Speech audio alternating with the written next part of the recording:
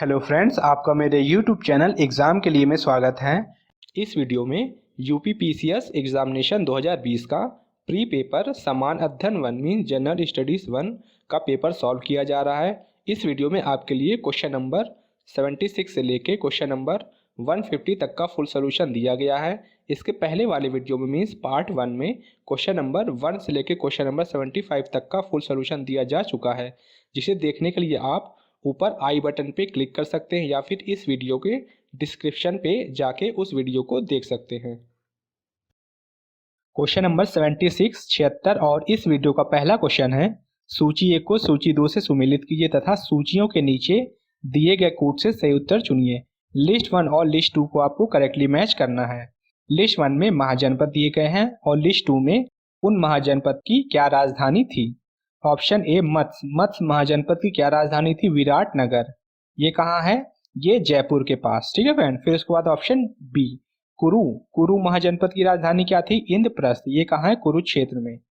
B का 4। फिर उसके बाद है शूरसेन, इसकी राजधानी क्या थी? मथुरा, पश्चिमी उत्तर प्रदेश में।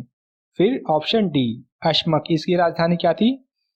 पोतन कहाँ है? ये गोदावरी नदी के किनारे। ठीक है फ्रेंड। तो हमारा सही उत्तर क्या हो जाएगा? ऑप्शन सी। फ्रेंड्स, ये 16 महाजनपद और उनकी राजधानी के बारे में दिया गया है। इस लिस्ट को आप अच्छे से याद कर लीजिए, आने वाले एग्जाम में कोई भी फिर से दोबारा पूछ सकता है। अगला क्वेश्चन है, गरीबी की संस्कृति का विचार प्रस्तुत किया गया। The idea of cultural poverty was given by. तो उसका सही उत्तर है हमारा ऑप्शन ए, ऑस्कर लुइस द्वारा। ऑस्कर लुइस ने 1960 में गरीबी की संस्कृति के बारे में बताया था। उसने ये बताया कि गरीबी के कारण एक पर्सन दूसरे व्यक्ति या पर्सन के कंपेयर में कितना कल्चर कंजम्पशन या फिर संस्कृति का ग्रहण कम करता है। ठीक है फ्रेंड। अगला क्वेश्चन है, नीचे दो कथन दिए गए हैं जिनमें एक को कथन ए तथा दूसरे को कारण आर कहा गया है। कथन ए असर्शन ए है, हमें चोलों के विषय में उनके पूर्ववर्ती राजवंशों की अपेक्षा अधिक जानकारी है। ये कथन असर्शन हमारा बिल्कुल सही है। अब हम देखेंगे कि इसका कारण क्या दिया गया है।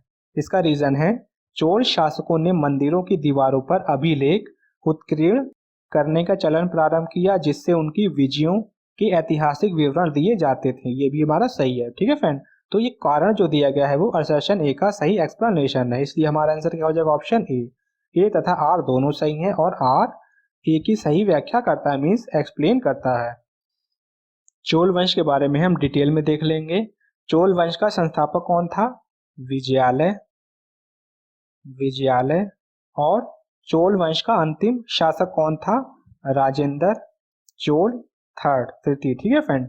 चोल वंश का टाइम पीरियड क्या था? 848 ईस्वी से लेके 1279 ईस्वी तक।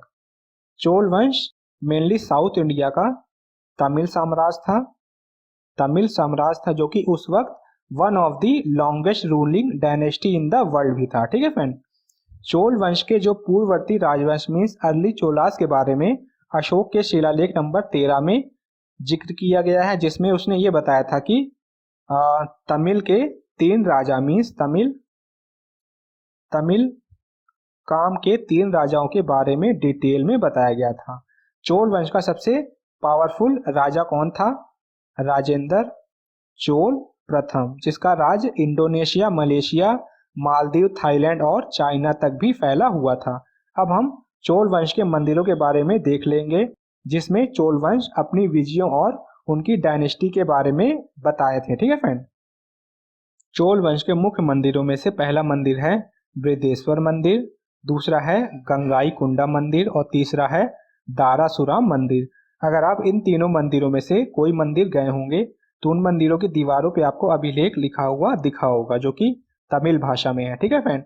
ये तीनों ही मंदिर यूनेस्को की वर्ल्ड हेरिटेज साइट में भी है। अगला क्वेश्चन है, 20वीं सदी के 80 के दशक के मध्य विकास के नकारात्मक पक्षों पर विस्तार से चर्चा की गई। निम्नलिखित में से कौन सा एक उसमें महत्वपूर्ण नहीं था? During the mid 80s decade of 20th century, the negative aspects of development were discussed at large. Which one among the following was not such important? तो उसका सही उत्तर है हमारा ऑप्शन सी, राजनीति एवं विकास मीन्स पॉलिटिक्स एंड डेवलपमेंट वो इम्पोर्टेंट नहीं था। इन तीनों के अलावा ऑप्शन ए, ऑप्शन बी और ऑप्शन डी के अलावा sea level rise, deforestation, global warming, water depletion और इकोलॉजिकल कोलैप्स ये भी इंपॉर्टेंट थे और उनके बारे में विस्तार से चर्चा की गई। 20वीं शताब्दी कब से शुरू हुई? 1 जनवरी 1901 से, और खत्म कब हो रही है? 31 दिसंबर 2000। ठीक है फ्रेंड। अगला क्वेश्चन है, निम्नलिखित में से किस भारतीय पुरातत्ववेत्ता ने पहली बार भीमबेटका गुफा को देखा और उसके शैल चित्रों के प्राग ऐतिहासिक महत्व को खोजा? Which of the following Indian archaeologists first visited Bhimbetka caves and discovered prehistoric significance of its rock paintings? तो उसका सही उत्तर है हमारा ऑप्शन सी, वी.एस. वांकर। 1957 में डॉक्टर विष्णु श्रीधर वांकर ने भीमबेटका गुफा को देखा। भीमबेटका गुफा को हम भीमबेटका गुफा भी कहते हैं। ये गुफा मध्य प्रदेश के रायसेन जिले में है और आदि मानव द्वारा बनाए गए शैल चित्रों और शैलाश्रयों के लिए प्रसिद्ध है। इनका टाइम पीरियड कब से कब तक का है? पूरा पाषाण काल से लेकर मध्य पाषाण काल तक। यूनेस्को ने 2003 में भीमबेटका को वर्ल्ड हेरिटेज साइट का दर्जा दिया। अगला क्वेश्चन है, वर्ष 1987 में संयुक्त राष्ट्र में पर्यावरण से संबंधित एक प्रतिवेदन की प्रस्तुति के उपरांत धारणीय विकास, जिसे हम सस्टेनेबल डेवलपमेंट भी कहते हैं, पर चर्चा आरंभ हुई। यह प्रतिवेदन था the discussion on sustainable development was started after submitting a report on environment to the United Nation in 1987। That report was, तो उसका सही उत्तर हमारा option B, our common future. 1987 में ब्रॉडलैंड आयोग ने एक रिपोर्ट जारी की। उस रिपोर्ट का क्या नाम था? Our common future. इसमें सस्टेनेबल डेवलपमेंट के बारे में बताया गया था। इस रिपोर्ट ने सबसे पहले सस्टेनेबल डेवलपमेंट को परिभाषित में डिफाइन किया। इस रिपोर्ट के आने के बाद पूरे विश्व का ध्यान, मतलब पूरे वर्ल्ड का ध्यान पर्यावरणीय समस्याओं और मनुष्य के अस्तित्व पर आने वाले खतरों की तरफ गया। ठीक है फ्रेंड। अगला क्वेश्चन है, सूची 1 को सूची 2 से सुमेलित कीजिए तथा सूचियों के नीचे दिए गए कूट से सही उत्तर चुनिए। लिस्ट 1 और लिस्ट 2 को आपको करेक्टली मैच करना है। लिस्ट 1 में हड़प्पा साइट दी गई है और लिस्ट 2 में वो हड़प्पा साइट भारत के किस राज्य या राज संघ क्षेत्र में स्थित है? हमारे भारत का इतिहास सिंधु घाटी सभ्यता से शुरू होता है, जिसे हम हड़प्पा सभ्यता भी कहते हैं, जिसकी शुरुआत 2500 साल पहले हुई थी। भारत में लगभग 1500 से भी ज्यादा साइट हड़प्पा साइट हैं। अब हम ऑप्शन देखेंगे। ऑप्शन ए बालू, ये हड़प्पा साइट कहाँ पे है? ये हरियाणा में है, मीन्स ए का हमारा 3 से मैच हो गया। फिर ऑप्शन बी मांडा, ये कहाँ पे है? ये चेनाब नदी के किनारे, जो कि जम्मू कश्मीर में है, बी का 2। फिर सी क्या है? पाडरी, ये कहाँ पे है? ये हमारा गुजरात में है, सी का 4।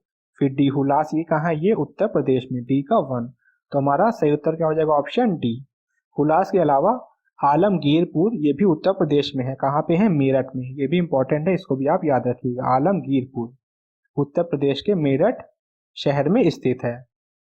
अगला क्वेश्चन है, उत्तर प्रदेश के कुल ऐसे शहर जो स्मार्ट सिटी योजना से आच्छादित हैं। Number of cities in UP which are covered under the smart city scheme. Smart city scheme की शुरुआत कब हुई थी? 25 जून 2015 में। उत्तर प्रदेश के कुल 10 शहरों को लिया गया है, तो हमारा सही उत्तर हो जाएगा ऑप्शन ए 10। 10 शहरों में कौन कौन है? सबसे पहले लखनऊ, फिर कानपुर, फिर आगरा, वाराणसी, प्रयागराज, अलीगढ़, झांसी, बरेली, सहारनपुर और लास्ट में क्या है? मुरादाबाद। अगला क्वेश्चन है, निम्नलिखित कथनों पर विचार कीजिए तथा नीचे दिए गए कूट से सही उत्तर चुनिए।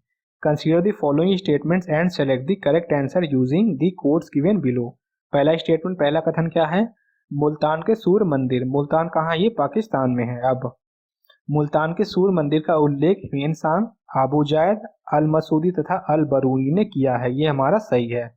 मुल्तान के सूर्य मंदिर, जिसे हम आदित्य सन टेम्पल भी कहते हैं, ये अब पाकिस्तान में है। ठीक है फ्रेंड, जिसे सांबा नामक राजा ने बनवाया था। ह्वेनसांग किस राजा के टाइम में आया था? हर्षवर्धन। हर्षवर्धन, ये भी एग्जाम में कई बार पूछा है कि ह्वेनसांग किस राजा के टाइम में आया, तो आपका आंसर क्या है? हर्षवर्धन। हा से ह्वेनसांग और हा से क्या है? हर्षवर्धन, जिसे आप अच्छे से याद रख सकते हैं। ठीक है फ्रेंड। 8वीं शताब्दी में विदेशी आक्रमणकारी उमायाद खलीफा ने सूर्य मंदिर की मूर्ति को चोरी कर लिया और सारा धन सोना चांदी लूट कर ले गया। फिर वहां के लोकल लोगों ने मंदिर को फिर से बनाया और एक लकड़ी की मूर्ति स्थापित कर दी। इस मंदिर के नाम पे मुस्लिम रूलर हिंदुओं से टैक्स लेते थे, जो कि लगभग कितना था? पूरे राज्य में जो रिवेन्यू आता था उसका लगभग 30%। ठीक है फ्रेंड। फिर बाद में 10वीं शताब्दी में मंदिर को तोड़ के मस्जिद बना दिया गया। तो स्टेटमेंट 1 हमारा करेक्ट है। अब स्टेटमेंट 2 क्या है? शामपुर यात्रोत्सव सूर्य पूजा से संबंधित था, ये भी हमारा सही है। शामपुर ये कहाँ है? उड़ीसा में। ये क्या है? कोणार्क का मंदिर। ठीक है फ्रेंड, कोणार्क का सूर्य मंदिर, जिसे किसने बनाया? राजा नरसिम्हा देव ने बनवाया। तो हमारा सही उत्तर क्या हो जाएगा? Option C. एक तथा 1 और 2 दोनों सही है, मीन्स दोनों स्टेटमेंट हमारे क्या है? करेक्ट है, इसलिए ऑप्शन सी इस क्वेश्चन का सही उत्तर हो जाएगा। अगला क्वेश्चन है, अटल नवोन्मेष मिशन AIM किस विभाग की प्रमुख पहल है? The Atal innovation mission AIM is flagship initiative set up by, तो उसका सही उत्तर है हमारा ऑप्शन बी, नीति आयोग। अटल इनोवेशन मिशन नीति आयोग द्वारा चलाया गया हमारे देश के इनोवेशन कल्चर और एंटरप्रेन्योरशिप को प्रमोट करने के लिए एक इनिशिएटिव है, जिसका मेन ऑब्जेक्टिव क्या है? ये हमारी इकोनॉमी के अलग अलग सेक्टर में न्यू पॉलिसी, प्रोग्राम, प्लेटफॉर्म को डेवलप करना और साथ ही साथ क्या करना? प्रोवाइड करवाना। अगला क्वेश्चन है, भारत सरकार द्वारा 1919 में ILO के वॉशिंगटन सम्मेलन में मजदूरों के प्रतिनिधि के रूप में निम्नलिखित में से किसे भेजा गया था? Who of the following was sent as representative of laborers by Indian government in the Washington Summit of ILO in the year 1990? ILO का फुल फॉर्म क्या होता है? इंटरनेशनल लेबर ऑर्गेनाइजेशन, जिसका हेडक्वार्टर कहाँ है? जिनेवा में। ठीक है फ्रेंड। भारत ILO का फाउंडिंग मेंबर है और 1922 में परमानेंट मेंबर बना। 1919 में VP वाडिया को वहां मजदूरों का प्रतिनिधि के रूप में भेजा गया। तो हमारा सही उत्तर क्या हो जाएगा? Option B, VP Wadia. VP Wadia Madras labour union के प्रेसिडेंट थे और उस समय वो बहुत प्रभावशाली व्यक्ति थे, तो इसलिए भारत सरकार ने उन्हें 1919 में वॉशिंगटन में आयोजित ILO के सम्मेलन में भेजा था। अगला क्वेश्चन है, वर्ष 1962 में प्रकाशित पुस्तक साइलेंट स्प्रिंग, जिससे विश्व के पर्यावरणीय आंदोलन को गति मिली, के लेखक हैं?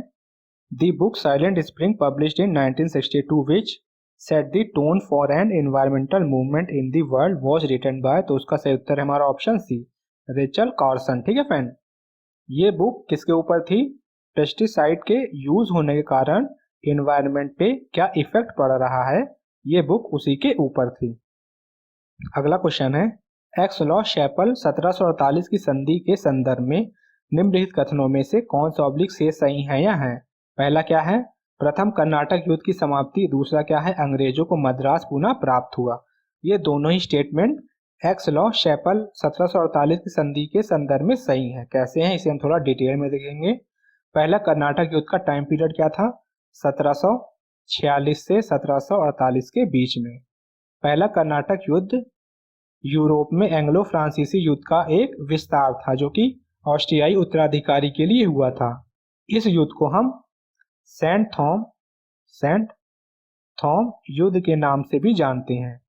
पहला कर्नाटक युद्ध फ्रांस की सेनाओं और कर्नाटक के नवाब अनवरुद्दीन के बीच में हुआ था। फिर नवाब ने अंग्रेजों से मदद मांगी। उस टाइम फ्रांस और अंग्रेजों के बीच में भारत और उत्तरी अमेरिका को कब्जा करने के लिए पहले से ही युद्ध चल रहा था और उस वक्त साइलेशियन का तीसरा युद्ध चल रहा था। ठीक है फ्रेंड। इसलिए अंग्रेजों ने नवाब की मदद की और अंग्रेजों की मदद से नवाब ने वो युद्ध जीत लिया। जिसके चलते फ्रांस के साथ एक्स लॉ शैपल की संधि हुई। उस संधि के चलते फ्रांस को उत्तरी अमेरिका का लुइसबर्ग मिला और उसे ऑस्ट्रियाई नीदरलैंड को छोड़ना पड़ा। साथ ही साथ ब्रिटेन को क्या मिला, मद्रास पुनः प्राप्त हुआ। ठीक है फ्रेंड, इसलिए दोनों स्टेटमेंट हमारे करेक्ट हैं। तो ऑप्शन सी इस क्वेश्चन का सही उत्तर होगा, 1 और 2 दोनों।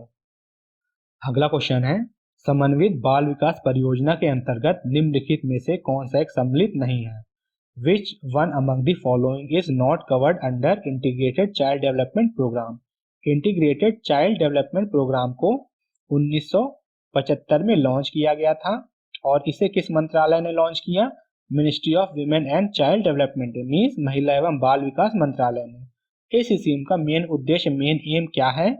जन्म से 6 साल तक के बच्चों का स्वास्थ्य एवं पोषण, मीन्स खाने पीने को इम्प्रूव करना, जिससे कि बच्चों का सही से विकास, प्रॉपर डेवलपमेंट हो सके।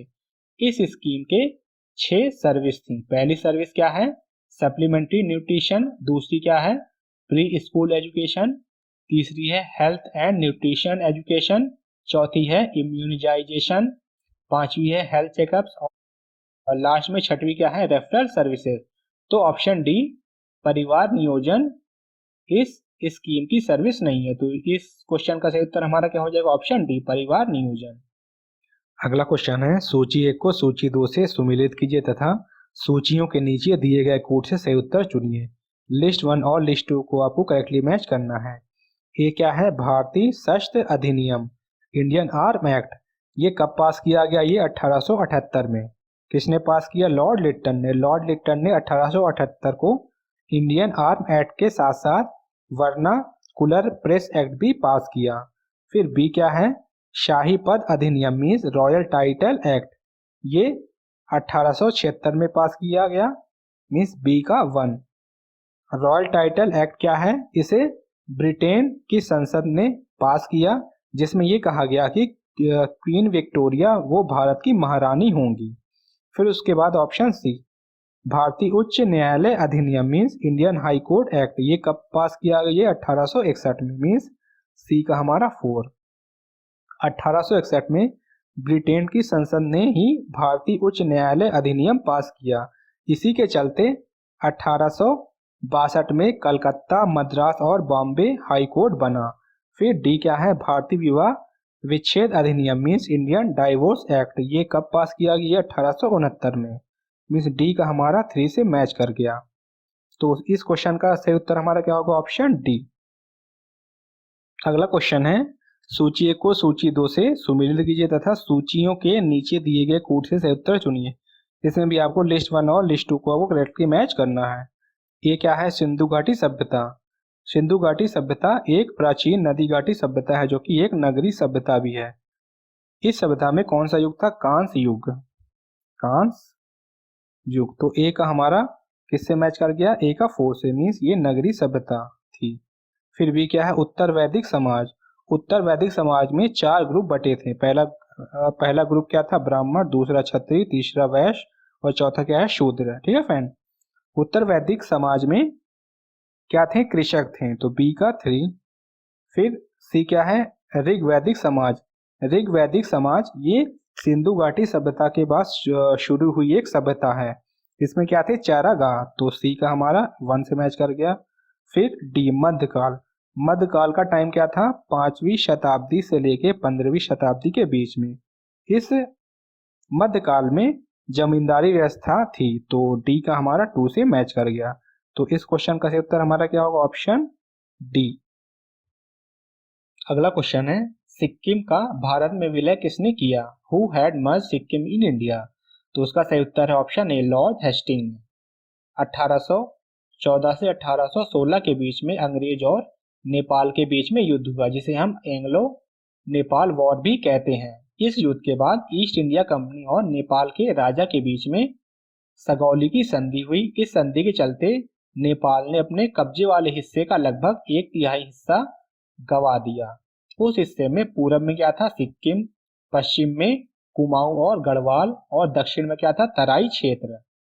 फिर बाद में तराई क्षेत्र को वापस अंग्रेजों ने नेपाल को लौटा दिया। क्यों लौटाया? क्योंकि नेपाल ने 1857 की क्रांति को दबाने के लिए अंग्रेजों का साथ दिया था।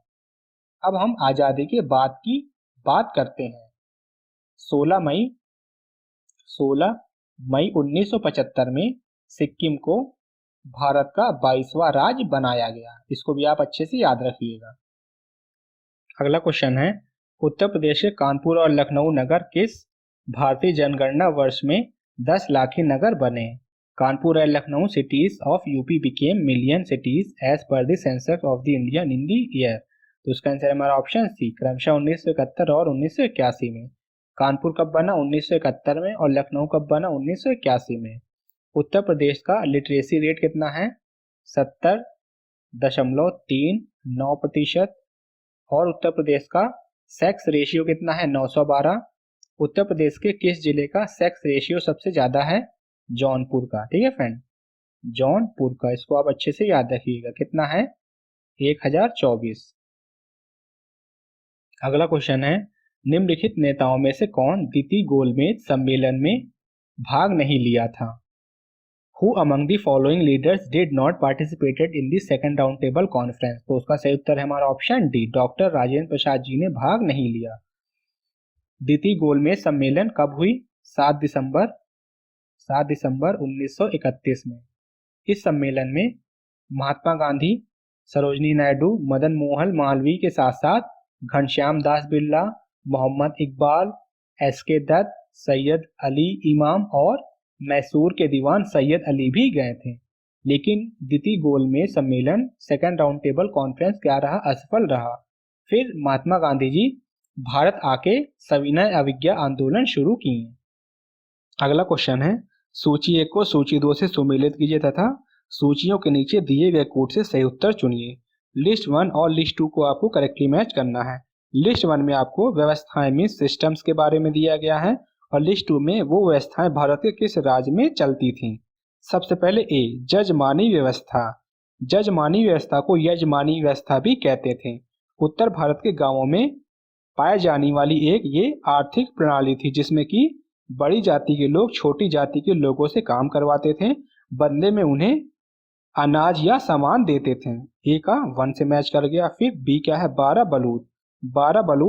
12 व्यापारों मीन्स 12 बिजनेस का एक पीढ़ी दर पीढ़ी चलने वाला ग्राम सेवक सिस्टम था जो कि महाराष्ट्र में होता था। बी का 3।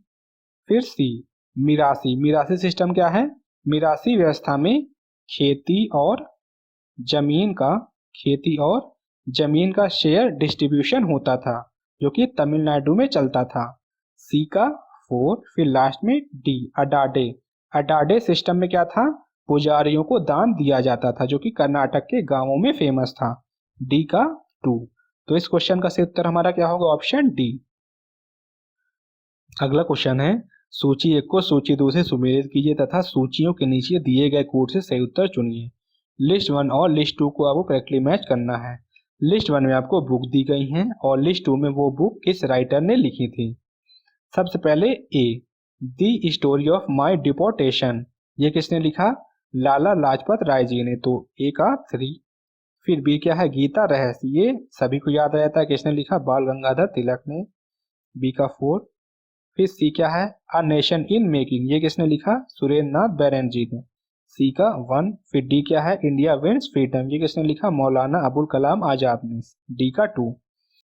ऑप्शन बी गीता रहस्य और option D India wins freedom, ये सभी को याद रहता है। अगर बी का 4 हो जाए और डी का 2 तो इजिली आप ऑप्शन को टिक कर सकते हैं। ठीक है फ्रेंड, तो इस क्वेश्चन का सही उत्तर हमारा क्या होगा? Option A. अगला क्वेश्चन है, सर्वप्रथम सीमांत व्यक्ति मार्जिनल मैन की संकल्पना का प्रतिपादन किया गया। The concept of marginal man was propounded by. तो उसका सही उत्तर है हमारा option A, Robert E Park. Robert E Park ने मार्जिनल मैन का कॉन्सेप्ट दिया। मार्जिनल मैन एक सोशियोलॉजिकल कॉन्सेप्ट है जिसमें कि रॉबर्ट ई पार्क ने ये बताया कि जब कोई पर्सन दो संस्कृति मीन्स दो कल्चर से इन्फ्लुएंस होता है, प्रभावित होता है और खुद को उसमें एडजस्ट करने या इस्टेब्लिश करने के लिए संघर्ष या स्ट्रगल करता है, उसी को हम क्या कहते हैं? Marginal man. मार्जिन का मतलब क्या होता है? गुंजाइश।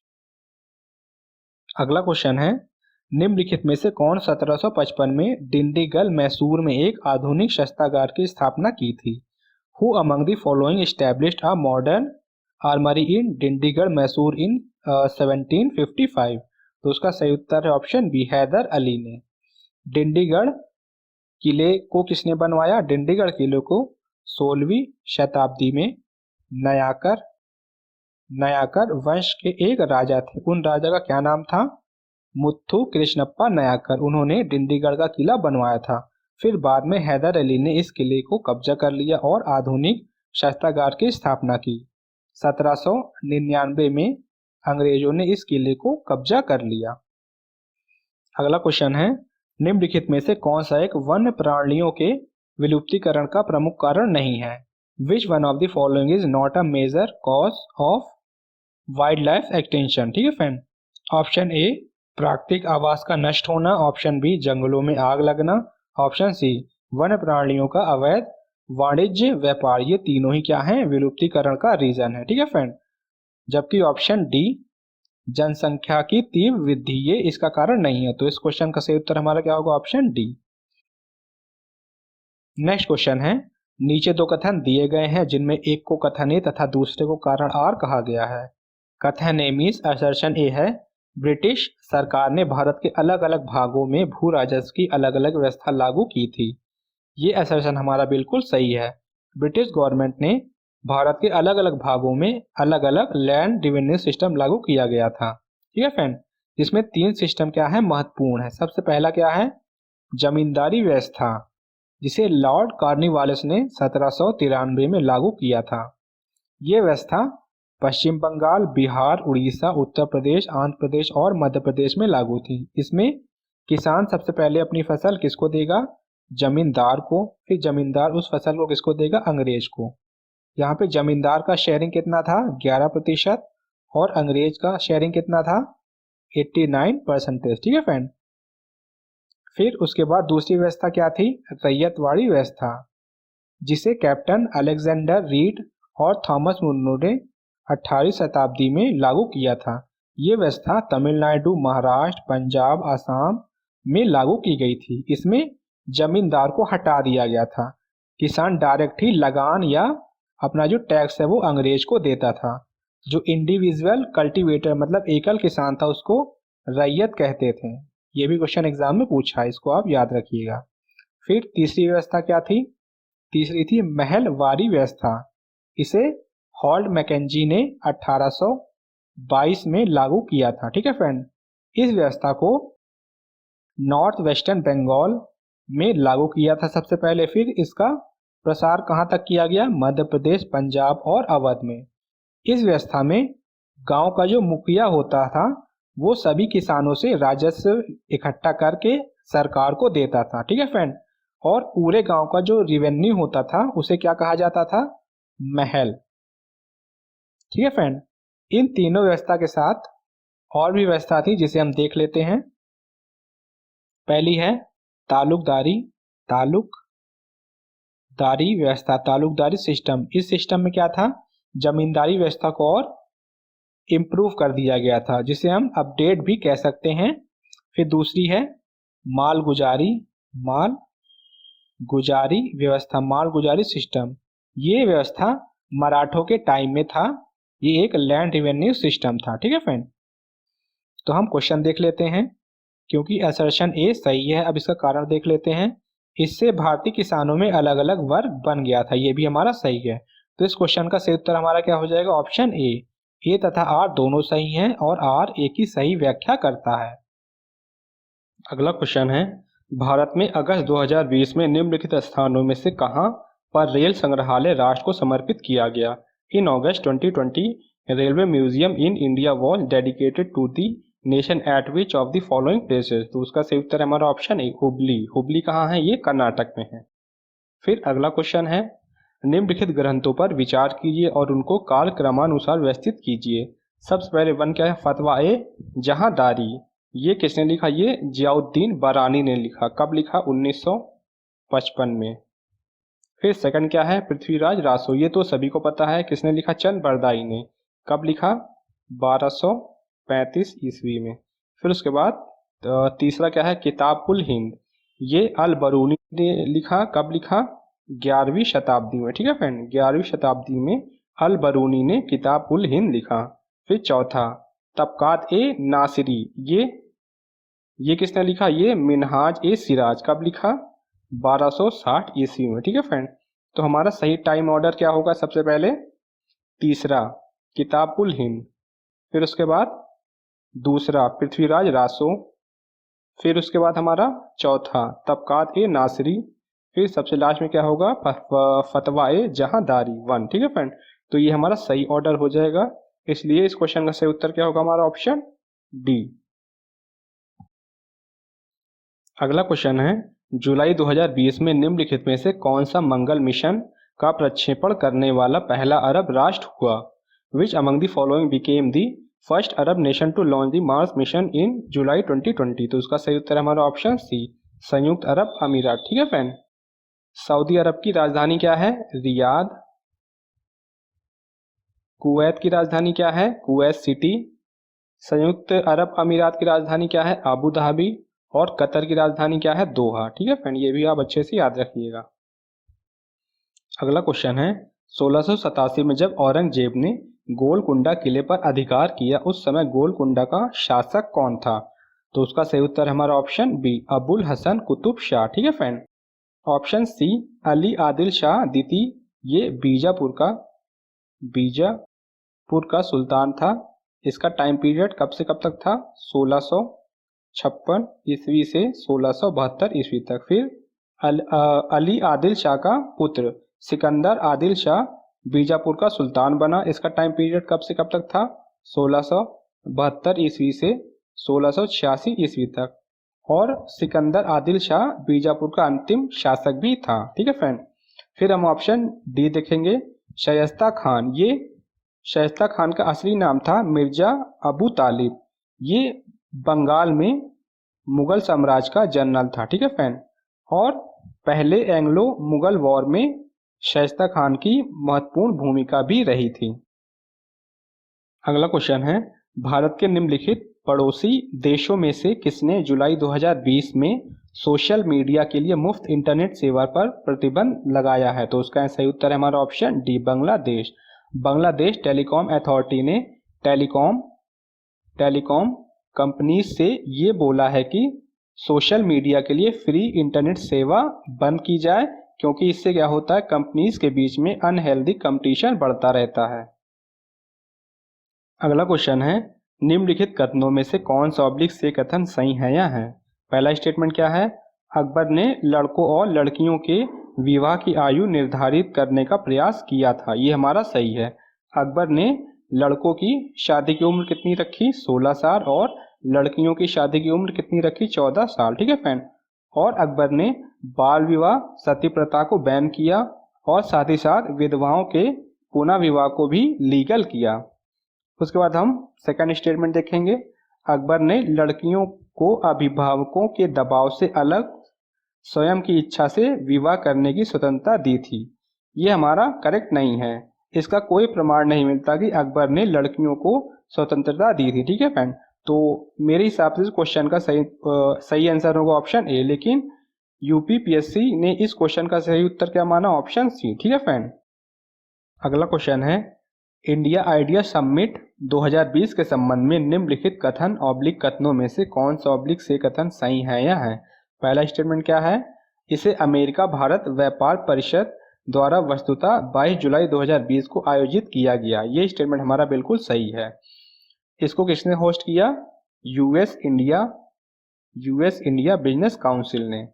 अब हम दूसरा स्टेटमेंट देख लेंगे, इसका विषय थीम क्या है, भारत का सशक्तिकरण था। ये हमारा गलत है, इसका थीम क्या था, बिल्डिंग अ बेटर फ्यूचर। तो इस क्वेश्चन का सही उत्तर हमारा क्या होगा, ऑप्शन ए, केवल एक। अगला क्वेश्चन है, सूची 1 को सूची 2 से सुमेलित कीजिए तथा सूचियों के नीचे दिए गए कूट से सही उत्तर चुनिए। लिस्ट 1 और लिस्ट 2 को आपको करेक्टली मैच करना है। लिस्ट 1 में आपको मुगल काल के अधिकारी दिए गए हैं, और लिस्ट 2 में वो अधिकारी कौन कौन से काम करते थे, मतलब कि उनको कौन कौन सी ड्यूटी असाइन की गई थी, वो दिया है। सबसे पहले ए, दीवान ए तन, इसका काम क्या था, इसका काम था जागीर और वेतन को देखना, ए का 3।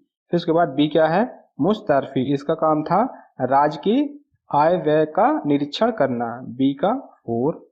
फिर सी मुशरिफ, इसका काम क्या था, कार्यालय को संभालना, सी का 1। फिर डी वकीय नवीस, ये लेखक होता था जो कि खबरों को लिखता था और सेंट्रल को इन्फॉर्म करता था, तो डी का 2। ठीक है फ्रेंड, तो इस क्वेश्चन का सही उत्तर हमारा क्या हो जाएगा, ऑप्शन बी।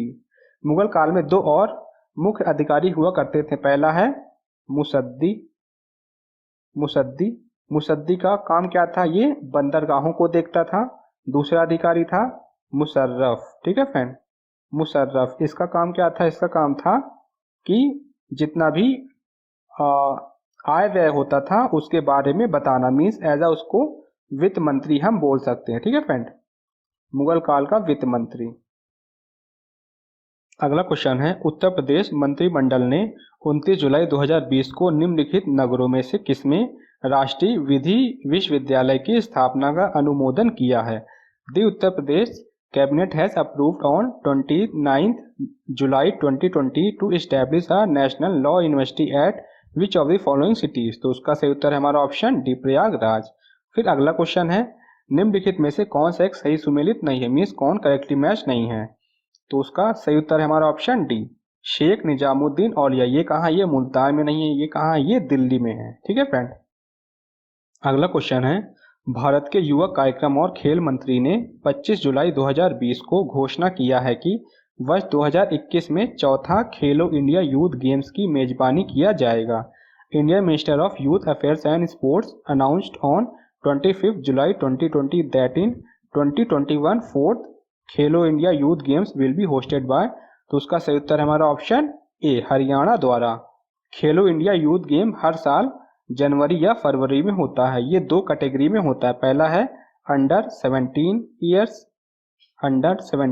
ईयर्स, इसमें स्कूलों में होती है कंपटीशन। फिर दूसरी कैटेगरी क्या है, अंडर 21 ईयर्स, इसमें कॉलेज में कंपटीशन होता है। ठीक है फ्रेंड, चौथा खेलो इंडिया यूथ गेम्स 2021 में होने वाला था, लेकिन कोविड-19 की वजह से ये फरवरी 2022 में आयोजित किया जाएगा। इसको भी आप अच्छे से याद रखिए। अगला क्वेश्चन है, निम्नलिखित में से किस मुगल कालीन नहर का निर्माण फिरोज शाह की राजबवा को पुनर्जीवित करके किया गया। तो उसका सही उत्तर हमारा ऑप्शन बी, शहाब नहर। शहाब नहर वो नहर होती थी जो कि यमुना नदी से बनती थी। ठीक है फ्रेंड, शहाब नहर की लंबाई कितनी थी, 150 मील। अगला क्वेश्चन है, निम्नलिखित में से कौन सा भारतीय फुटबॉल क्लब न्यूयॉर्क के टाइम स्क्वायर स्थित नेस्डॉक के बिल बोर्ड पर 29 जुलाई 2020 को जगह प्राप्त करने वाला अकेला फुटबॉल क्लब बना। तो उसका सही उत्तर है हमारा ऑप्शन सी, मोहन बगान फुटबॉल क्लब। ये कलकत्ता में है और इसकी स्थापना कब की गई थी, 1889 में। Option A, east Bengal football club, ये भी कलकत्ता में है और इसकी स्थापना 1920 में की गई।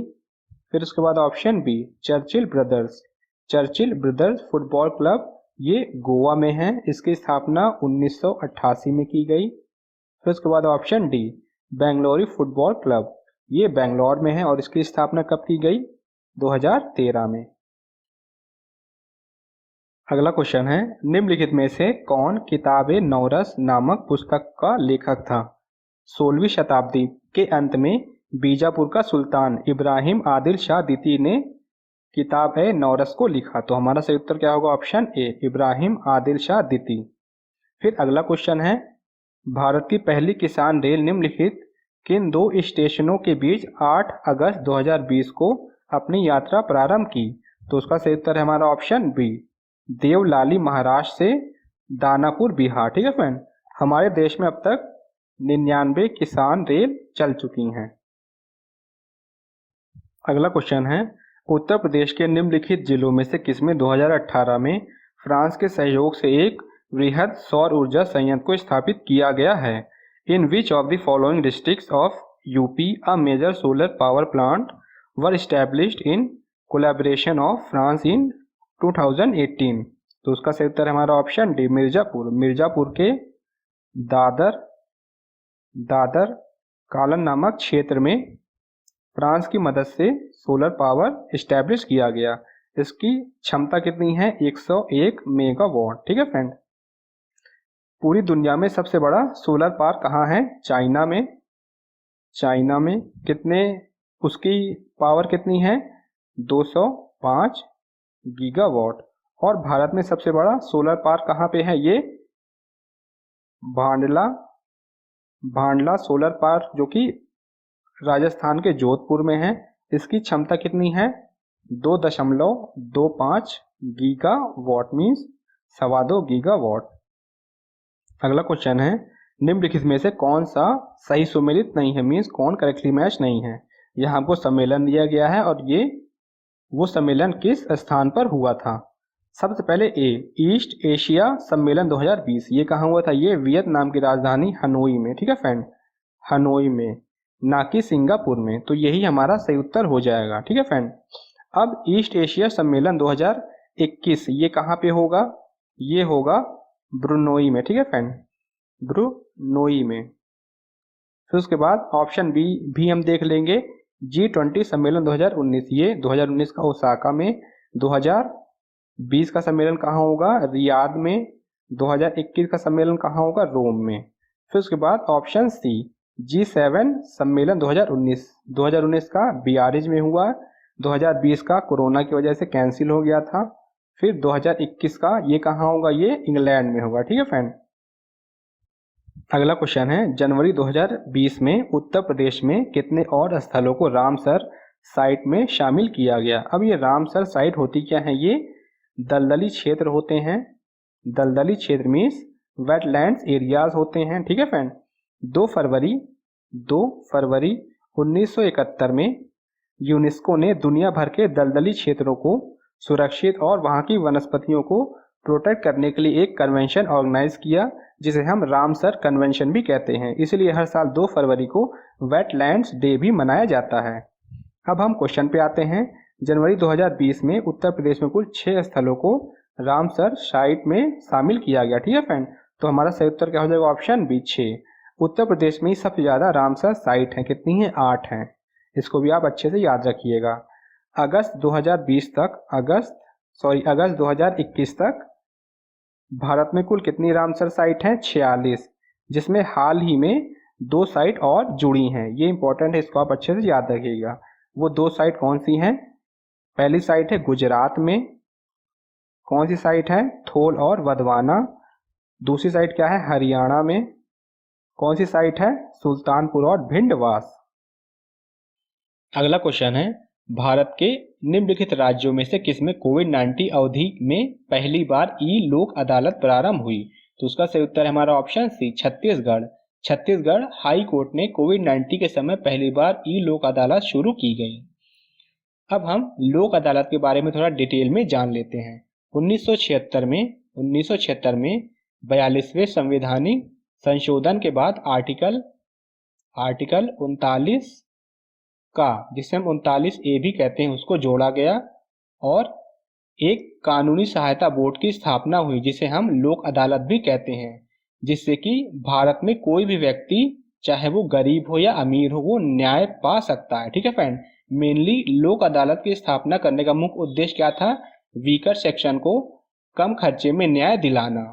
सबसे पहले लोक अदालत की शुरुआत कहाँ की गई? 1982 में गुजरात में। ये आप अच्छे से याद रखिएगा। ठीक है फ्रेंड। अगला क्वेश्चन है, निम्नलिखित जनजातियों में से कौन सा भारत के अंडमान और निकोबार द्वीप समूह के मूल निवासी नहीं है।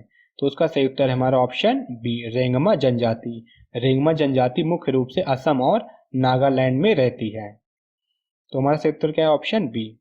अब अंडमान द्वीप समूह में कौन कौन सी जनजाति रहती है? सबसे पहले ग्रेट अंडमानीज, उसके बाद हल्चू, फिर ओंजे, फिर जरवा, फिर उसके बाद सेंटनीज जनजाति सबसे डेंजरस होती है। ठीक है फ्रेंड।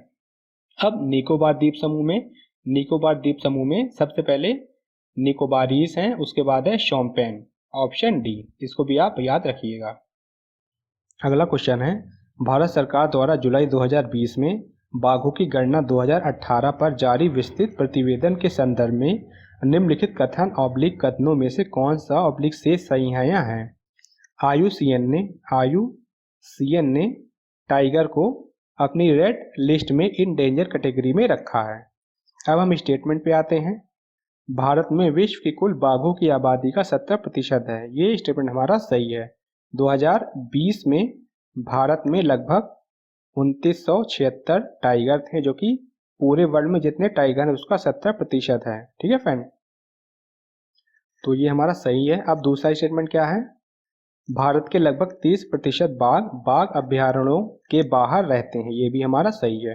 तो इस क्वेश्चन का सही उत्तर हमारा क्या हो जाएगा, ऑप्शन सी, 1 और 2 दोनों। ठीक है friend, Indian wild life protection act 1972 के अंडर में 1973 में प्रोजेक्ट टाइगर को लॉन्च किया, जिससे कि बाघों को बचाया जा सके। इसके लिए 9 टाइगर रिजर्व बनाया गया। भारत का सबसे बड़ा टाइगर रिजर्व कहाँ पे है, आंध्र प्रदेश में है। उसका नाम क्या है, नागार्जुन टाइगर रिजर्व। और सबसे छोटा टाइगर रिजर्व कहाँ है, असम में। उसका नाम क्या है, ओरंग टाइगर रिजर्व। ठीक है फ्रेंड, इस समय प्रेजेंट में भारत में लगभग 52 टाइगर रिजर्व हैं। ठीक है फ्रेंड, और अपने उत्तर प्रदेश में कितना टाइगर रिजर्व है, 3, जिसमें सबसे पहले पीलीभीत टाइगर रिजर्व, दूसरा है दुधवा टाइगर रिजर्व, और तीसरा क्या है, अमनगढ़ टाइगर रिजर्व। ये तीनों आप अच्छे से याद रखिएगा। सबसे ज्यादा टाइगर भारत के किस राज्य में है, मध्य प्रदेश में। कितने हैं, 526 टाइगर। अगला क्वेश्चन है, निम्नलिखित में से कौन सी एक नदी हिमालय पार मीन्स ट्रांस हिमालय नदी है। अब ये ट्रांस हिमालय होता क्या है, ट्रांस हिमालय हिमालय का पीछे वाला हिस्सा होता है, मेनली हिमालय का पश्चिमी भाग, जिसकी प्रमुख रेंज कौन कौन सी है। पहली है काराकोरम रेंज, दूसरी है लद्दाख रेंज, और तीसरी है जस्कर रेंज। ये तीनों रेंज हिमालय के बनने से पहले की हैं। ठीक है फ्रेंड, माउंट केटू और हिडन पीक ये काराकोरम रेंज का पर्वत है। Option A Jhelum, option C Ganga, और ऑप्शन डी रावी ये हिमालय नदी है। बाकी ऑप्शन बी सतलज, ये कौन सी नदी है, ये ट्रांस हिमालय नदी है। तो हमारा सही उत्तर क्या होगा, ऑप्शन बी। सतलज के साथ साथ ब्रह्मपुत्र और इंडस नदी भी कौन सी नदी है, ट्रांस हिमालय नदी। अगला क्वेश्चन है, निम्नलिखित में से किसने ग्लोबल वैक्सीन सम्मेलन की 4 जून 2020 को मेजबानी की। तो उसका सही उत्तर है हमारा ऑप्शन ए, यूनाइटेड किंगडम। ठीक है फ्रेंड, 1985 में भारत ने यूनिवर्सल इम्यूनाइजेशन प्रोग्राम की शुरुआत की। अब वर्ड आया है एक वैक्सीन। वैक्सीन लैटिन वर्ड वैका से बना है। वैका का अर्थ क्या होता है, गाय, काऊ। ये क्वेश्चन 2021 में हुए ईपीएफओ एग्जाम में भी पूछा गया था कि वैका शब्द का अर्थ क्या होता है। तो क्या होता है, गाय। अगला क्वेश्चन है, निम्नलिखित में से कौन सा सही सुमेलित नहीं है, मीन्स कौन करेक्टली मैच नहीं है। यहाँ आपको जनजाति दी गई है और यहाँ पे उन जनजाति की क्या लोकेशन है। सबसे पहले ऑप्शन ए अंगामी जनजाति, ये कहाँ रहती है, नागालैंड में। तो ये हमारा सही मैच है। फिर बी क्या है, बिरहोर, ये जनजाति कहाँ रहती है, झारखंड में। ये भी हमारा सही मैच है। फिर सी क्या है, खस, खस जनजाति कहाँ रहती है, उत्तराखंड, पश्चिम बंगाल और सिक्किम में, ना कि अरुणाचल प्रदेश में। तो ये हमारा सही मैच नहीं है। तो इसलिए इस क्वेश्चन का सही उत्तर क्या होगा, option C. Option D Toda जनजाति कहाँ रहती है, तमिलनाडु में। ये भी हमारा सही मैच है। फिर अगला क्वेश्चन है, रक्षा मंत्रालय भारत सरकार द्वारा अगस्त 2020 में प्रारंभ किया गया सार्थक निम्नलिखित में से किससे संबंधित है। तो उसका आंसर है हमारा ऑप्शन सी, अ पटती गश्ती जहाज, जिसे इंडियन कोस्ट गार्ड शिप भी कहते हैं, जो कि समुद्री निगरानी के लिए बनाया गया एक जहाज है। अगला क्वेश्चन है, सूची 1 को सूची 2 से सुमेलित कीजिए तथा सूचियों के नीचे दिए गए कूट से सही उत्तर चुनिए। लिस्ट 1 और लिस्ट 2 को आपको करेक्टली मैच करना है। लिस्ट 1 में आपको झील दी गई है और लिस्ट 2 में उन झील की क्या लोकेशन है। सबसे पहले ए साला झील, ये कहाँ, ये अरुणाचल प्रदेश में, ए का 1। फिर बी बड़खल झील, ये कहाँ, ये हरियाणा में है, बी का 2। फिर सी लोकटक झील, ये इजी है, सभी को पता रहता है, कहाँ है, मणिपुर में, सी का 3। फिर डी कालीवेली झील, ये कहाँ है, ये तमिलनाडु में। तो आपका सही उत्तर क्या होगा, ऑप्शन ए। ठीक है फ्रेंड, हरियाणा में और भी इम्पोर्टेंट लेक है। सबसे पहले कौन सी है? टिक्कर लेक, तिलियार लेक और कर्ण लेक। फिर उसके बाद तमिलनाडु की इम्पोर्टेंट लेक कौन सी है? पुलकिट लेक, कोडे कनल लेक और काली वेली लेक, जो कि आपको क्वेश्चन में भी दिया है। भारत की सबसे लंबी झील कौन सी है? वेमा बनान लेक, जो कि 97 किलोमीटर की है। ये कहाँ पे है? ये केरल में है। भारत के किस शहर को झीलों का शहर कहा जाता है? उदयपुर को, उदयपुर को। ठीक है फ्रेंड, ये सभी फैक्ट भी आप अच्छे से याद रखिएगा। अगला क्वेश्चन है, निम्नलिखित में से किस राज्य सरकार ने पशु किसान क्रेडिट कार्ड योजना का प्रारंभ वर्ष 2020 में किया है? अब ये पशु किसान क्रेडिट कार्ड योजना ये है क्या? भारत सरकार ने आर्थिक रूप से कमजोर किसानों के लिए एक योजना शुरू की है जिसे पशु किसान क्रेडिट कार्ड योजना कहा जाता है। इसमें सरकार पशु खरीदने के लिए पैसा देगी। अगर कोई किसान गाय खरीदता है तो उसके लिए सरकार उसे 40,000 रुपए देगी, और अगर कोई किसान भैंस खरीदता है तो सरकार उसके लिए 60,000 रुपए देगी। ठीक है फ्रेंड, मैक्सिमम अमाउंट इसमें कितना है? 1.5 लाख रुपए। ठीक है फ्रेंड, सबसे पहले पशु किसान क्रेडिट कार्ड योजना किसने स्टार्ट किया? हरियाणा ने। तो हमारा सही उत्तर क्या होगा? Option B, Haryana. अगला क्वेश्चन है, नीचे दो कथन दिए गए हैं जिनमें एक को कथन ए तथा दूसरे को कारण आर कहा गया है। कथन ए मीन्स असर्शन ए क्या है? अहमदाबाद भारत में सूती वस्त्र उद्योग का सबसे बड़ा केंद्र है। ये असर्शन हमारा बिल्कुल गलत है, क्योंकि अहमदाबाद नहीं है तो क्या है? मुंबई। ठीक है फ्रेंड, मुंबई भारत में सूती वस्त्र उद्योग का सबसे बड़ा केंद्र है। अगर यहाँ पे बड़ा केंद्र की जगह मुख्य केंद्र लिखता तब ये असर्शन हमारा क्या होता? सही होता। ठीक है फ्रेंड, मुंबई में कुल 63 कॉटन मिल हैं। ठीक है फ्रेंड, और पूरे महाराष्ट्र में कितनी है? पूरे महाराष्ट्र में 122 कॉटन मिल है। ठीक है फ्रेंड, तो आप देख सकते हैं कि सिर्फ मुंबई में ही अकेले कितनी है? 63 कॉटन मिल। इसलिए मुंबई भारत में सूती वस्त्र उद्योग का सबसे बड़ा केंद्र है। ठीक है फ्रेंड, मुंबई को दी कॉटनोपोलिस ऑफ इंडिया भी कहते हैं। और भारत की टेक्सटाइल सिटी किसे कहा जाता है? भारत की टेक्सटाइल सिटी भीलवाड़ा, जो कि राजस्थान में है, उसे कहा जाता है। इसका मतलब असर्शन ए रॉन्ग है। अब हम कारण देख लेते हैं। अहमदाबाद भारत के प्रमुख कपास उत्पादन क्षेत्र में स्थित है, इसलिए इसे कच्चा माल की कोई समस्या नहीं है। ठीक है फ्रेंड, ये हमारा जो कारण है वो अलग सही है, मतलब इसका कथन ए से कोई रिलेशनशिप नहीं है, कोई संबंध नहीं है। गुजरात में सबसे ज्यादा कपास का प्रोडक्शन होता है, गुजरात के बाद महाराष्ट्र में। इसको भी आप अच्छे से याद रखिएगा। तो इस क्वेश्चन का सही उत्तर हमारा क्या हो जाएगा? Option D. ए गलत है किंतु आर सही है। अगला क्वेश्चन है, 27 जुलाई 2020 को भारत के प्रधानमंत्री ने निम्नलिखित में से किस स्थान पर कोविड-19 परीक्षण के लिए 3 नई भारतीय चिकित्सा अनुसंधान परिषद ICMR उच्च श्रेणी परीक्षण प्रयोगशालाओं का वस्तुतः उद्घाटन किया? On 27 July 2020 prime minister of India virtually inaugurated 3 new Indian council of medical research ICMR high in testing laboratories for covid test at which of the following places. तो कहाँ कहाँ किया? कोलकाता में, नोएडा में और मुंबई में। तो हमारा सही उत्तर क्या हो जाएगा? Option B. अगला क्वेश्चन है, निम्नलिखित में से कौन सी भारत की नवीनतम पर्वत श्रेणी है? Which one of the following is the youngest mountain range of India? तो उसका सही उत्तर है ऑप्शन ए, हिमाद्री श्रेणी। इसे हम हिमालय रेंज भी कहते हैं। हिमाद्री श्रेणी भारत की यंगेस्ट माउंटेन रेंज है। इसका निर्माण ये कैसे बनी? ये इंटर कॉन्टिनेंटल कोलिजन मींस महाद्वीपों के टकराने के कारण बनी। पहले 33C एक सागर हुआ करता था। ठीक है फ्रेंड, 33C सागर के ऊपर फोल्ड होके हिमालय पर्वत श्रेणी बनी। ठीक है फ्रेंड, तो सही उत्तर हमारा ऑप्शन ए। अब हम बात करेंगे ऑप्शन बी, अरावली श्रेणी, अरावली रेंज। ये सबसे पुरानी पर्वत श्रेणी है। अगर क्वेश्चन में पूछता है यहाँ पे भारत की सबसे पुरानी पर्वत श्रेणी, तो आपका आंसर क्या होता है? Option B. ठीक है फ्रेंड, अरावली श्रेणी दिल्ली से गुजरात तक फैला है। अरावली श्रेणी को हम म्यूजियम ऑफ मिनरल्स भी कहते हैं। इसके बाद ऑप्शन सी, पश्चिमी घाट। पश्चिमी घाट को हम सह्याद्री भी कहते हैं। ठीक है फ्रेंड, जो कि महाराष्ट्र से लेकर कन्याकुमारी तक फैला है। इसकी लंबाई लगभग 1600 किलोमीटर है। उसके बाद है ऑप्शन डी विंध्याचल श्रेणी। विंध्याचल श्रेणी उत्तर प्रदेश से मध्य प्रदेश तक फैला है। ठीक है फ्रेंड, विंध्याचल श्रेणी नॉर्थ इंडिया को साउथ इंडिया से अलग करता है। विंध्याचल श्रेणी को हम ब्लैक माउंटेन भी कहते हैं। ठीक है फ्रेंड, ब्लैक माउंटेन।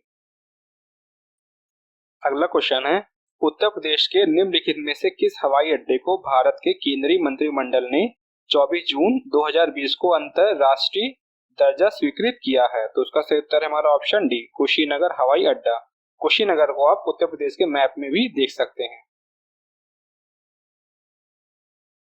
अगला क्वेश्चन है सूची 1 को सूची 2 से सुमेलित कीजिए तथा सूचियों के नीचे दिए गए कोड से सही उत्तर चुनिए। लिस्ट 1 और लिस्ट 2 को आपको करेक्टली मैच करना है। लिस्ट 1 में नेशनल पार्क दिए गए हैं और लिस्ट 2 में वो नेशनल पार्क किस राज्य में स्थित है। सबसे पहले इंद्रावती राष्ट्रीय उद्यान, ये कहाँ है? ये छत्तीसगढ़ में, मीन्स ए का 4। फिर बी क्या है? मोल्लेम, ये कहाँ है? मोल्लेम नेशनल पार्क गोवा में है, बी का 3। फिर उसके बाद कलेसर, कलेसर राष्ट्रीय उद्यान कहाँ है? ये हरियाणा में है, सी का 2। उसके बाद बेतवा, बेतवा राष्ट्रीय उद्यान कहाँ है? ये झारखंड में है, डी का 1। तो हमारा सही उत्तर क्या हो जाएगा? Option A. अगला क्वेश्चन है निम्नलिखित में से किस देश को वर्ष 2021-22 के लिए संयुक्त राष्ट्र सुरक्षा परिषद के अस्थायी सदस्य के रूप में जून 2020 में नहीं चुना गया है? Which of the following countries was not elected in June 2020 as a non-permanent member of United Nations Security Council for the year 2021 to 22? ठीक है फ्रेंड, तो उसका सही उत्तर है हमारा ऑप्शन डी कनाडा। कनाडा को नहीं चुना गया। यूएनएससी की स्थापना कब की गई? 24 अक्टूबर 1945 में। इसलिए हर साल 24 अक्टूबर को यूएन डे मनाया जाता है। यूएनएससी के 5 परमानेंट मेंबर होते हैं। पहला चाइना, दूसरा फ्रांस, तीसरा रशिया, चौथा यूनाइटेड किंगडम, पांचवा यूएसए। और यूएनएससी के 10 नॉन परमानेंट मेंबर भी होते हैं जिनका टेन्योर 2 साल के लिए होता है। 2021-22 के लिए कुल 10 देशों को चुना गया जिसमें अपना भारत भी है। ठीक है फ्रेंड, भारत के साथ साथ Ireland, Norway, Mexico, Estonia, Kenya, Niger, Saint Vincent, Tunisia और वियतनाम भी हैं। अगला क्वेश्चन है निम्नलिखित में से कौन सा सही सुमेलित नहीं है, मीन्स कौन करेक्टली मैच नहीं है? यहाँ पे आपको मिनरल्स खनिज दिए गए हैं और यहाँ पे आपको उत्खनन शहर मीन्स माइनिंग सिटी दिया गया है। सबसे पहले 1 तांबा, तांबा का माइनिंग सिटी क्या दिया गया है? चित्रदुर्ग। ये हमारा गलत है। ये फ्रेंड, चित्रदुर्ग में मैग्नीज का खनन होता है, तो ये हमारा रॉन्ग हो गया। फिर दूसरा क्या है? लौ एस का खनन कहाँ होता है? बेल्लारी में, ये हमारा सही है। तीसरा क्या है? मैग्नीज, मैग्नीज का खनन क्या दिया गया यहाँ पे? भीलवाड़ा, ये हमारा गलत है। भीलवाड़ा में मैग्नीज का खनन नहीं होता, किसका होता है? कॉपर का, तो तीसरा भी गलत है। चौथा क्या है? बॉक्साइट, बॉक्साइट का खनन कहाँ होता है? कटनी में, ये सही दिया गया। ठीक है फ्रेंड, तो हमारा गलत क्या है? पहला और तीसरा। तो इस क्वेश्चन का सही उत्तर हमारा क्या होगा? ऑप्शन सी, सही सुमेलित नहीं है। अगला क्वेश्चन है 29 जुलाई 2020 को भारत के केंद्रीय मंत्रिमंडल द्वारा स्वीकृत नई राष्ट्रीय शिक्षा नीति के संबंध में निम्नलिखित कथनों पर विचार कीजिए। पहला स्टेटमेंट क्या दिया गया है? यह डॉक्टर के कस्तूरी रंगन की अध्यक्षता वाली समिति द्वारा तैयार की गई है, ये हमारा बिल्कुल सही है। ठीक है फ्रेंड, फिर दूसरा स्टेटमेंट क्या है? यह विगत 38 वर्ष से लागू पिछली शिक्षा नीति को बदल देगी, ये गलत है। भारत में कुल 3 एजुकेशन पॉलिसी लागू की गई। पहली कब? 1968 में, दूसरी कब? 1986 में, और लास्ट में तीसरी कब? 2020 में। तो 2020 से पहले कौन सी एजुकेशन पॉलिसी लागू थी? 1986 में। तो कितना साल हो गया यहाँ पे? 34 ईयर। ठीक है फ्रेंड, तो अगर यहाँ पे 34 ईयर देता तो ये भी स्टेटमेंट हमारा सही होता। ठीक है फ्रेंड, तो यहाँ पे 38 दिया है तो ये गलत है। तो इस क्वेश्चन का सही उत्तर हमारा क्या होगा? ऑप्शन ए, केवल ए। राष्ट्रीय शिक्षा नीति में क्या बताया गया है कि 10+2 का स्ट्रक्चर चेंज होके क्या हो गया है? 5+3+3+4। ठीक है फ्रेंड, इस शिक्षा नीति ने 34 साल पुरानी शिक्षा नीति को बदल दिया। नई शिक्षा नीति को लागू करने वाला भारत का पहला राज्य कौन है? कर्नाटक। ये इंपॉर्टेंट, इसको आप याद रखिएगा, ठीक है फ्रेंड। अगला क्वेश्चन है, कश्मीर घाटी स्थित है, तो उसका उत्तर है हमारा क्या? ऑप्शन बी, पीर पंजाल और हिमाद्री पर्वत श्रेणियों के मध्य। हिमाद्री क्या कहते हैं? हिमालय। कश्मीर घाटी का एरिया कितना है? 15,948 वर्ग किलोमीटर। कश्मीर घाटी किस नदी के किनारे है? झेलम नदी के किनारे, ठीक है फ्रेंड। अगला क्वेश्चन है, निम्नलिखित में से किस राज्य संघ राज्य क्षेत्र द्वारा 7 अगस्त 2020 को विद्युत चालित वाहन नीति की घोषणा की गई? Which of the following Indian states union territories launch electric vehicle policy on 7 August 2020? तो उसका सही उत्तर है हमारा option C, Delhi. Air pollution को कम करने के लिए दिल्ली ने इलेक्ट्रिक व्हीकल पॉलिसी को लॉन्च किया। अगला क्वेश्चन है, यमुना नदी की निम्नलिखित सहायक नदियों पर विचार कीजिए और उन्हें पश्चिम से पूर्व की ओर क्रम में व्यवस्थित कीजिए, ठीक है फ्रेंड। ये चारों ही यमुना की सहायक नदी हैं। सबसे पश्चिम में कौन सी नदी है? चंबल, तो 4। फिर पश्चिम से जैसे पूर्व आएंगे तो चंबल के बाद क्या है? सिंध। फिर उसके बाद है बेतवा। फिर सबसे पूर्व में कौन सी नदी है? केन। तो हमारा सही ऑर्डर क्या है? 4, 3, 1, 2। तो सही उत्तर हमारा क्या हो जाएगा? Option A. अगला क्वेश्चन है, निम्नलिखित में से किस भारतीय फाउंडेशन ने अगस्त 2020 में फूड विजन 2050 पुरस्कार प्राप्त किया? तो उसका सही उत्तर है हमारा option B, Nandi foundation. Nandi foundation कहाँ है? आंध्र प्रदेश में है। अब ये फूड विजन 2050 पुरस्कार ये है क्या? इसे America based USA based foundation ने लॉन्च किया। उस फाउंडेशन का क्या नाम है? रॉकेफेलर। रॉकेफेलर, ठीक है फ्रेंड। रॉकेफेलर ने लॉन्च किया। फूड सिस्टम को रीजनरेट और नरिश के विजन को डेवलप करने के लिए ये पुरस्कार दिया जाता है। अगला क्वेश्चन है, निम्नलिखित में से कौन सा एक सही सुमेलित नहीं है? मींस कौन करेक्टली मैच नहीं है? यहाँ पे आपको देश दिया गया है और यहाँ पे लौह खनिज उत्पादक क्षेत्र, ठीक है फ्रेंड। सबसे पहले ऑप्शन ए कजाकिस्तान। कजाकिस्तान में लौह खनिज उत्पादक क्षेत्र कहाँ है? काराकांडा। ये हमारा सही है मैच। फिर बी क्या है? यूक्रेन। यूक्रेन में खनिज उत्पादक क्षेत्र क्या है? क्रिवोई राग। ये भी सही है। फिर सी क्या है? जर्मनी। जर्मनी में लौह खनिज उत्पादक क्षेत्र क्या है? नोरमंडी। ये हमारा गलत है। नोरमंडी ये जर्मनी में नहीं, ये कहाँ है? फ्रांस में, ठीक है फ्रेंड। तो इस क्वेश्चन का सही उत्तर हमारा क्या हो जाएगा? Option C, Germany. अगला क्वेश्चन है, कोलकाता बंदरगाह से अगरतला के लिए पहली बार मालवाहक जहाज जुलाई 2020 में बांग्लादेश के निम्नलिखित में से किस बंदरगाह से होकर भेजा गया? उसका सही उत्तर हमारा ऑप्शन डी, चटगांव से, ठीक है फ्रेंड।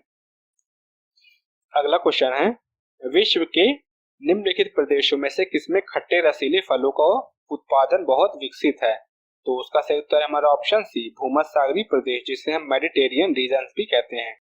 ग्लोब में भूमध्यसागरीय प्रदेश 30 से 40 डिग्री नॉर्थ में है और साउथ में है, ठीक है फ्रेंड। भूमध्यसागरीय प्रदेश का क्लाइमेट कैसे रहता है? वॉर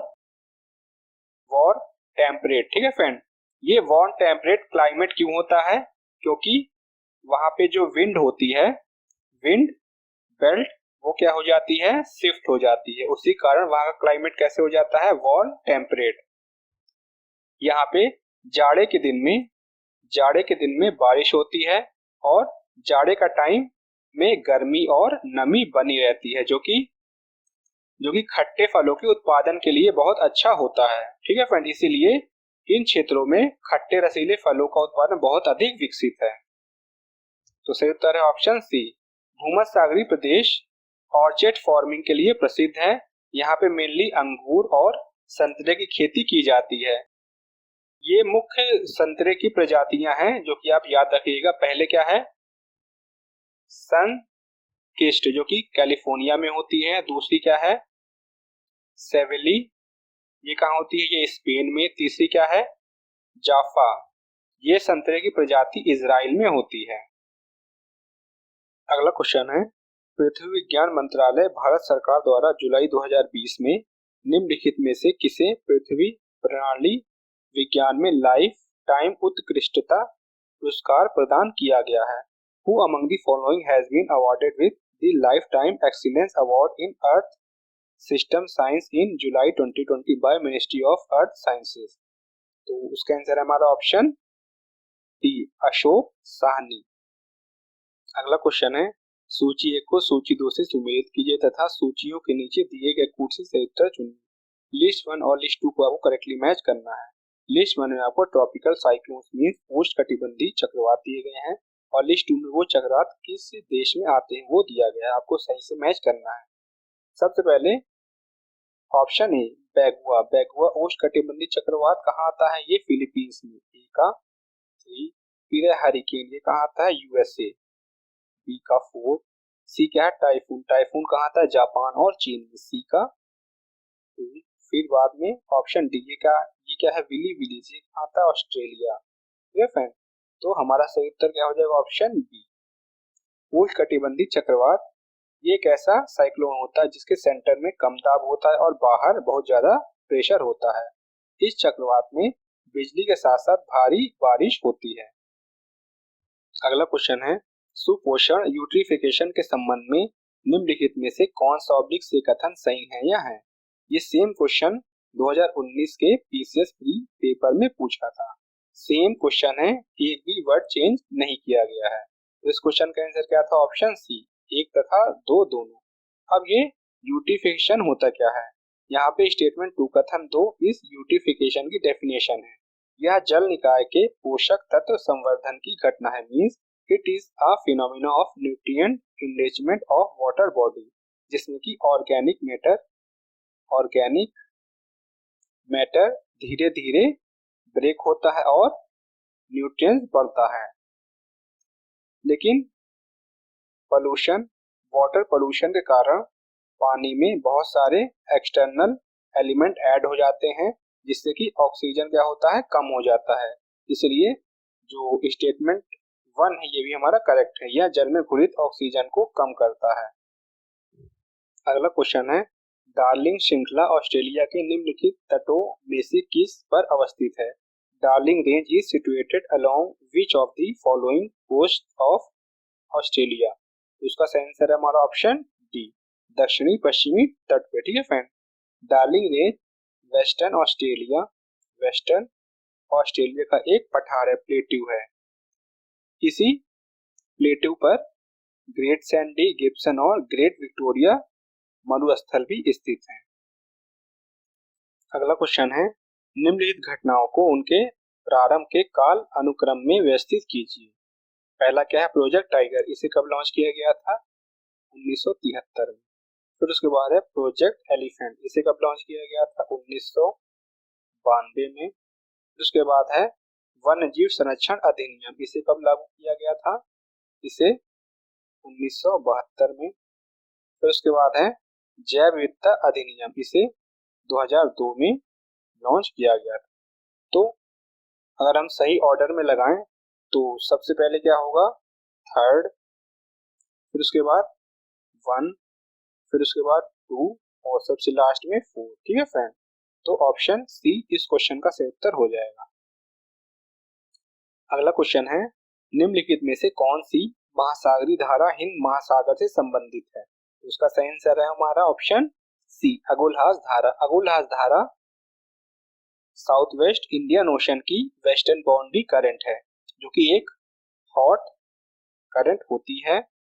ये अफ्रीका के पूर्वी तट से बहती है। ठीक है फ्रेंड, फिर ऑप्शन है फ्लोरिडा धारा, ये भी एक गर्म धारा मींस हॉट करंट होती है जो कि फ्लोरिडा के स्टेट से बहती है। फिर उसके बाद ऑप्शन बी कनारी धारा, कनारी धारा कोल्ड करंट है जो कि नॉर्थ अटलांटिक ओशन में बहती है। फिर ऑप्शन डी क्यूराइल धारा, क्यूराइल धारा एक कोल्ड धारा है जो कि नॉर्थ पैसिफिक ओशन से बहती है। अगला क्वेश्चन है, एक पारिस्थितिकी तंत्र के विभिन्न घटकों से होकर पोषक तत्वों का गुजरना कहलाता है। The movement of the nutrient elements through the various components of an ecosystem is called, तो उसका सही उत्तर है हमारा ऑप्शन ए, जैव भू रसायन चक्र, जिसे हम बायो जियो केमिकल साइकिल भी कहते हैं। ये एक नेचुरल पाथवे होता है जिसमें लिविंग मैटर के एसेंशियल लिविंग मैटर के एसेंशियल एलिमेंट सर्कुलेट या मूव होते हैं। सभी biochemical cycle nutrient nutrient pool की तरह कंसीडर किया जाता है। जैव भू रसायन चक्र का एग्जाम्पल क्या होगा? Carbon cycle, nitrogen cycle, oxygen cycle और वाटर साइकिल। ये साइकिल आप अच्छे से याद रखिएगा। क्वेश्चन नंबर 150 और इस वीडियो का लास्ट क्वेश्चन है। फ्रेंड्स, अगर आपको ये वीडियो इंपॉर्टेंट लगा हो तो आप मेरे YouTube चैनल को सब्सक्राइब कर दें और इस वीडियो को ज्यादा से ज्यादा अपने फ्रेंड्स तक शेयर कर दें। अब हम क्वेश्चन देखेंगे। लिस्ट 1 में आपको एथनिक ग्रुप दिए गए हैं और लिस्ट 2 में वो एथनिक ग्रुप किस कंट्री में रहते हैं।